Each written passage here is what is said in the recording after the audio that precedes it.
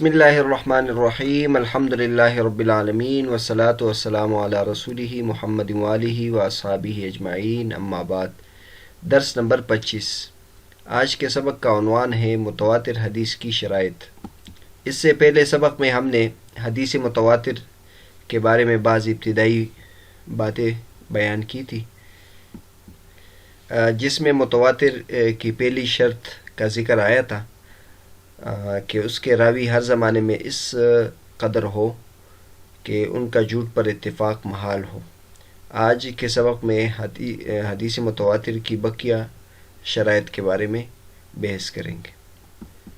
حافظ ابن حجر رحمۃ اللہ فرماتے ہیں فَإِذَا وَرَدَ الْخَبَرُ كَذَلِكَ وَانْضَافَ إِلَيْهِ أَنْ يَسْتَوِيَ الْأَمْرُ فِيهِ فِي الْكَثْرَةِ الْمَذْكُورَةِ مِنْ ابْتِدَائِهِ لَا انْتِهَائِهِ وَالْمُرَادُ بِالِاسْتِوَاءِ أَلَّا تَنْقُصَ الْكَثْرَةُ الْمَذْكُورَةُ فِي بَعْضِ الْمَوَاضِعِ لا ألا تزيد، إذ الزيادة مطلوبة هنا من باب الأولى، وأن يكون مستند انتهاء الأمر المشاهدة أو المسموع لا ما ثبت بقضية العقل الصرف كالواحد نصف الاثنين. فإذا جمع هذه الشروط الأربعة وهي عدد كثير أحالت العادة تواتؤهم وتوافقهم على الكذب،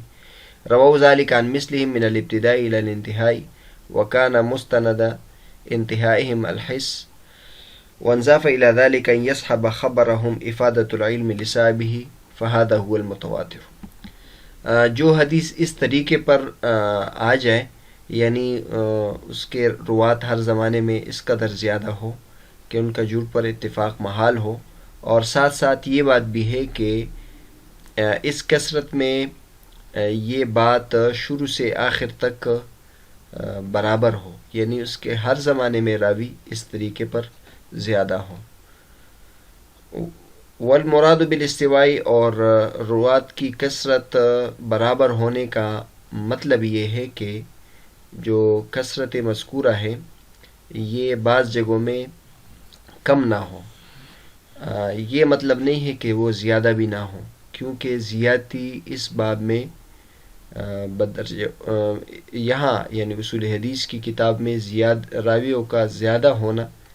یہ اولا کے قبیل سے ہے، یعنی وہ زیادہ فائدہ مند ہے۔ اور تیسری شرط یہ ہے کہ خبر متواتر کے انتہا میں جو بات مذکور ہو تو اس کی جو استناد ہو وہ امر مشاہد سے ہو یا امر مسموع سے ہو، یعنی وہ متواتر کے نتیجے میں جو بات ذکر کی جا رہی ہو اس کا مشاہدے سے تعلق ہو یا سنی ہوئی باتوں سے تعلق ہو، نہ کہ اس کا تعلق محض عقلی بات سے ہو، جیسے کہ مثلا 1 2 کا آدھا ہے۔ فَإِذَا جَمَعَ هَذِهِ الشُّرُوطَ الْأَرْبَعَةَ، پس جب متواتر ان 4 شرائط کو جامع ہو، اور وہ شرائط یہ ہے عدد کثیر احالت العادت تواتؤهم وتوافقهم على الكذب، پہلی شرط یہ ہے کہ اتنی زیادہ تعداد ہو کہ عادت ان کا اتفاق جھوٹ پر محال سمجھے۔ دوسری شرط یہ ہے رووا ذلك عن مثلهم من الابتداء الى الانتهاء، یہ روات اپنے جیسے تعداد سے نقل کرے اور یہ تعداد شروع سے لے کر آخر تک ایسی ہی رہے۔ وَكَانَ مُسْتَدُ انتہائهم الحس، اور ان روات کے انتہا میں جو بات منقول ہو اس کا تعلق حس سے ہو۔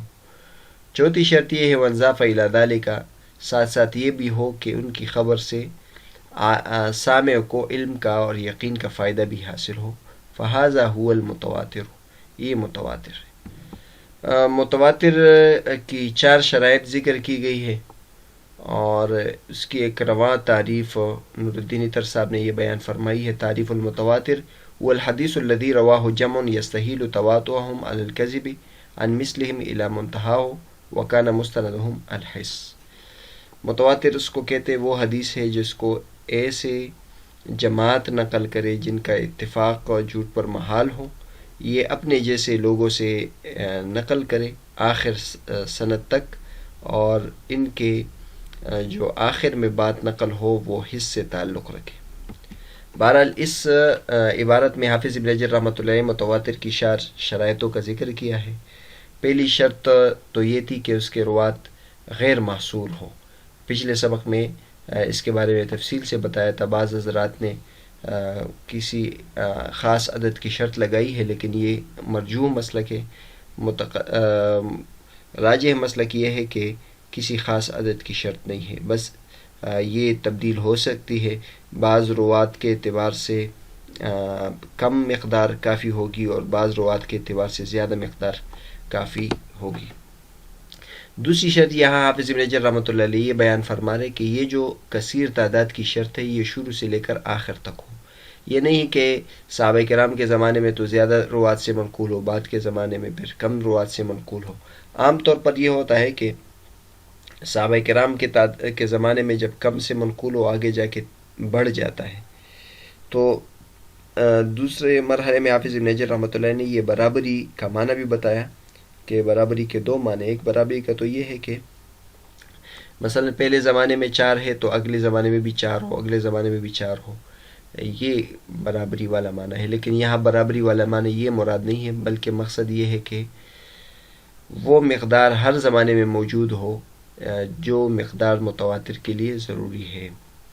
اگر اس مقدار سے مزید اضافہ ہو رہا ہے تو اضافہ نقصان دہ نہیں ہے۔ اس باب میں، اصول حدیث کے باب میں، جتنے روات کی تعداد زیادہ ہوتی ہے اتنا فائدہ ہوتا ہے اور جھوٹ کا احتمال کم سے کم ہوتا جاتا ہے۔ تیسری جو شرط ہے وہ بہت مفید شرط ہے، وہ یہ ہے کہ خبر متواتر کے نتیجے میں جو بات منقول ہو اس کا مشاہدے یا سننے سے تعلق ہو، حس سے اس کا تعلق ہو، اس کا تعلق عقلی بات سے نہ ہو۔ جیسے مثلا ایک دو کا آدھا ہے، تو اب 1 2 کا آدھا ہے، اس کے بارے میں فیصلہ عقل کرتا ہے کہ یہ بات درست ہے کہ 1 2 کا آدھا ہے، اور اس کے لیے کسی یعنی روات کی ضرورت نہیں ہے کہ زیادہ روات یہ بات بتائیں گے تو اس سے اس کو یقین کا فائدہ ہوگا، اور کم روات بتائیں گے تو اس میں کمزوری آ جائے گی۔ اس شرط کی وجہ سے بہت فائدہ ہوا، کیونکہ یہ ہم نے بتایا تھا کہ متواتر بہت قوی حدیث ہوتی ہے اور اس سے عقائد اور بہت زیادہ مسائل مضبوط طریقے سے ثابت ہوتے ہیں۔ تو بعض مرتبہ ذہن میں آتا ہے کہ جو لوگ باطل افکار والے ہیں، باطل مذاہب والے ہیں، جیسے ہندو ہے یا بدھ مت ہے، تو وہ بھی بعض افراد کے بارے میں وہ الوہیت کے قائل ہے، اپنے جو مقتدا ہیں ان کے، اور ان کی تعداد بھی بہت زیادہ ہے، تواتر کی حد تک پہنچی ہے ہندوؤں کی، عیسائیوں کی۔ تو کیا ان کی جو باتیں ہیں اس سے بھی علم یقین ثابت ہوگا؟ تو اس کا جواب یہ ہے کہ اس سے علم یقین ثابت نہیں ہوگا، کیونکہ ان کی جو باتیں ہیں وہ اس کا تعلق عقل سے ہے، اس کے بارے میں ثابت کرنے کے لیے عقل دلیل ہوتی ہے، اور اس کے بارے میں روایت دلیل نہیں ہوتی۔ چنانچہ نور الدین عطر صاحب نے حاشیے میں یہی بات لکھی ہے، ان کثرت المخبرین بقضیۃ عقلیۃ و اعتقادیۃ لا تفید علم الیقین۔ کسی عقلی مسئلے میں راویوں کا زیادہ ہونا اس سے علم یقین کا فائدہ حاصل نہیں ہوتا۔ مثلا یخبرنا اہل الہند عن الوہیت بوزا، مثلا ہندوستان والے ہمیں گوتم بدھ کے الوہیت کی خبر دے، فلا شک فی ان ھذا خبر باطل، اس میں کوئی شک نہیں کہ یہ بات درست نہیں ہے، اگرچہ ان کے ماننے والے زیادہ کیوں نہ ہوں، کیونکہ ان هذه القضايا انما تثبت بالدلیل العقلی القطعی، کیونکہ یہ مسائل دلیل عقلی اور قطعی سے ثابت ہوتے ہیں۔ والعقل يحكم حكما يقينيا قطعيا باستحالة الوہیت بوزا او غیرہ مما سوى اللہ، اور عقل یہاں یقینی طور پر فیصلہ کرتا ہے کہ گوتم بدھ یہ اور اس کے علاوہ جو ہے اللہ کے علاوہ ان کی الوہیت محال ہے، یعنی ان کا الہ ہونا، ان کا اللہ ہونا یہ محال ہے۔ لأنہم بشر، کیونکہ یہ بشر ہے، فیہم سمات المخلوق، ان میں مخلوق کی صفات ہیں، کھاتے ہیں پیتے ہیں، جبکہ اللہ تبارک و تعالی ان تمام چیزوں سے پاک ہے۔ آپ حضرات نے اصول فقہ کی کتابوں میں، توضیح تلوی میں، دیگر کتابوں میں پڑھا ہوگا کہ اصول فقہ اعلیٰ ہے یا علم کلام، تو اس میں یہ بتایا جاتا ہے کہ جو علم کلام ہے یہ علم اصول فقہ سے اعلیٰ ہے۔ اس کی وجہ یہ ہے کہ علم کلام، شریعت جو ہے یہ علم کلام پر موقوف ہے، یعنی قرآن و حدیث اور نبوت اور جتنی بھی چیزیں ہیں یہ علم کلام پر موقوف ہے، اور علم کلام کے بعد ہم جب قرآن ثابت ہوگا، نبوت ثابت ہوگی، تو قرآن و حدیث حجت ہو جائے گی۔ سب سے پہلے جب ہم اللہ تبارک و تعالیٰ کو ثابت کرتے ہیں یا نبوت کو ثابت کرتے ہیں تو عقل کے ذریعے سے ثابت کرتے ہیں، قرآن و حدیث سے پہلے ثابت نہیں کرتے، کیونکہ قرآن و حدیث اس کے بعد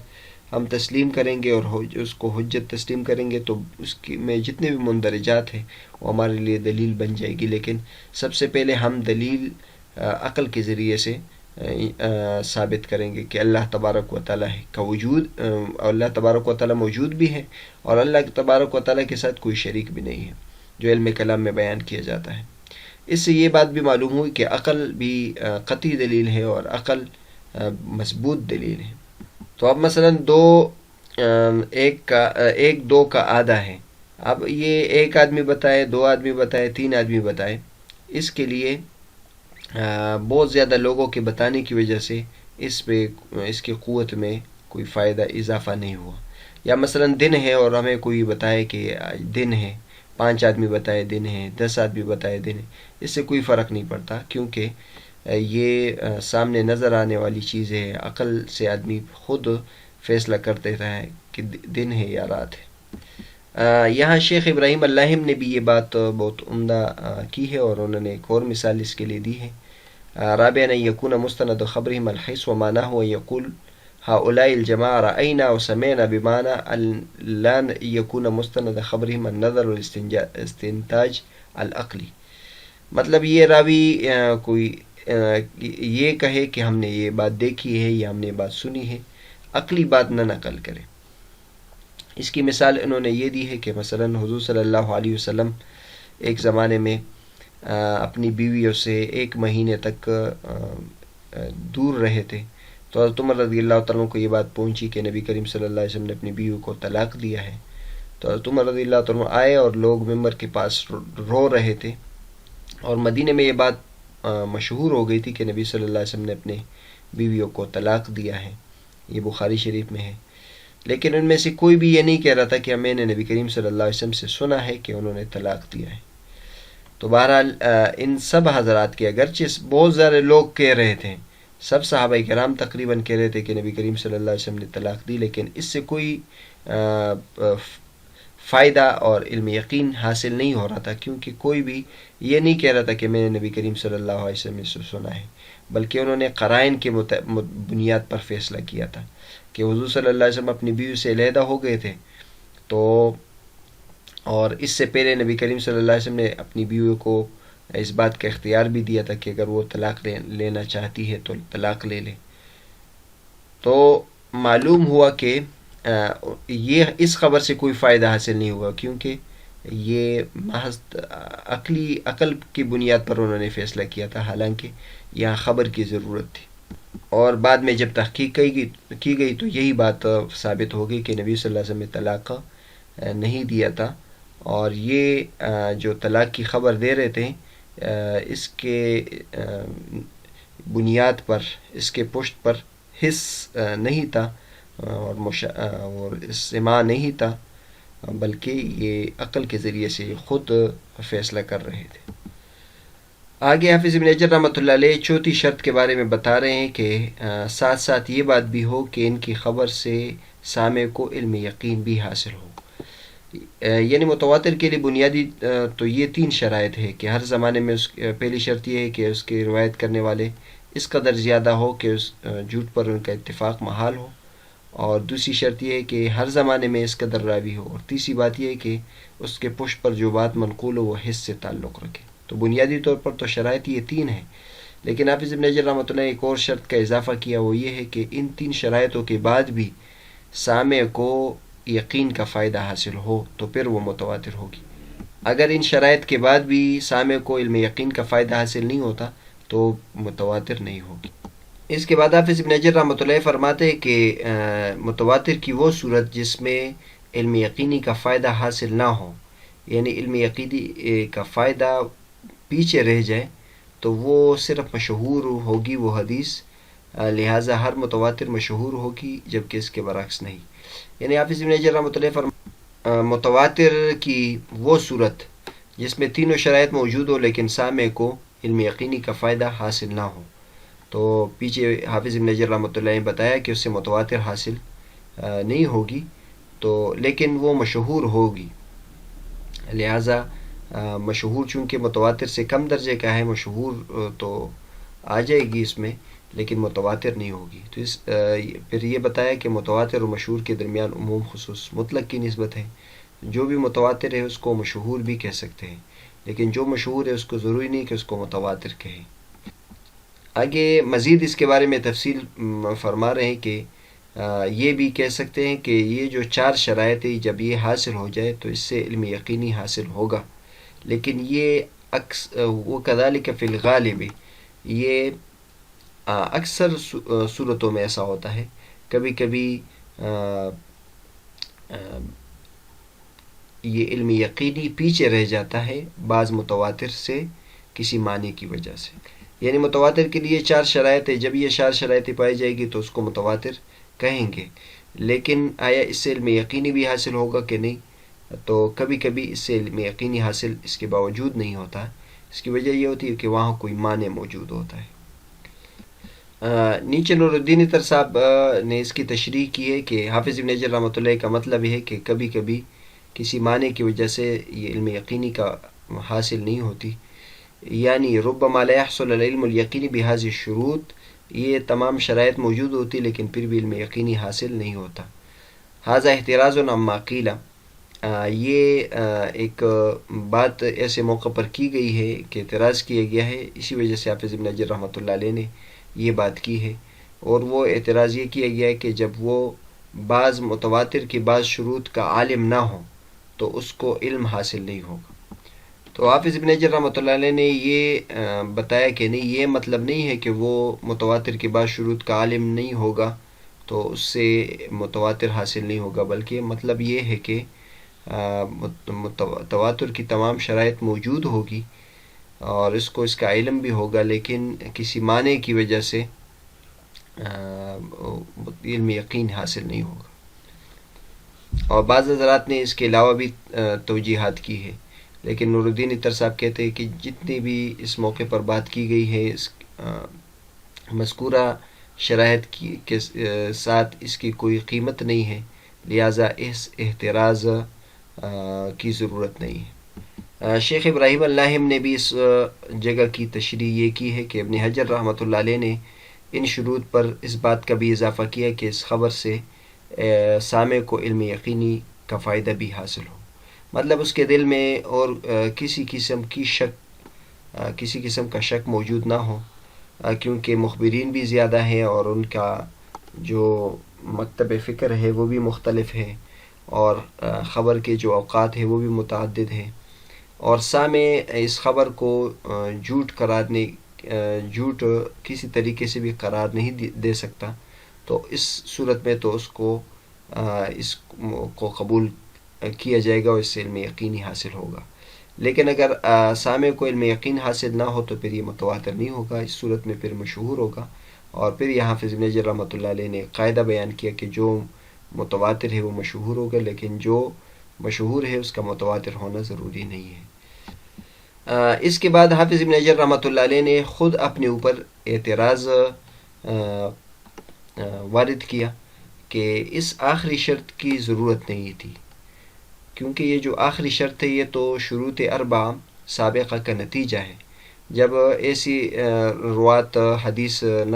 بیان کرے جن کا جھوٹ پر اتفاق محال ہو اپنے جیسے روات سے، اور وہ شے محسوس بھی بیان کرے، حصی بات نقل کرے، تو اس خبر سے سامع کو یقینی طور پر علم کا فائدہ ہوگا. تو حافظ ابن حجر رحمۃ اللہ علیہ نے بیان فرمایا کہ یہ بات ٹھیک ہے، یعنی معترض کا یہ کہنا ٹھیک ہے،